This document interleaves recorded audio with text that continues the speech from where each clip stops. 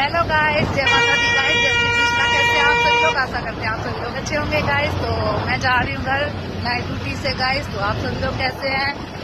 आज बहुत सर्दी है गाइस और आप लोग देख सकते हैं मुझे बहुत ज़्यादा ठंड लग रही है, लेकिन मैं टोपा नहीं लगा रही हूँ फैशन की वजह से। आप लोग देख सकते हैं नज़ारा यहाँ पर, देख लीजिए गाइस। मुझे बहुत तेज नींद आ रही है गाइस। बस ये लग रहा है कि मैं सो जाऊं, लेकिन क्या करूं, ड्यूटी तो करनी पड़ेगी ना। कुछ पाने के लिए कुछ खोना पड़ता है गाइस। आप लोग बताइए, आप लोगों के यहाँ पर कैसी सर्दी है गाइस? मैं थोड़ी देर के बाद पहुंचने वाली हूँ स्टैंड पर गाइस। और आप लोग देख सकते हैं मंकी को, देखिए कैसे खा रहा है ना।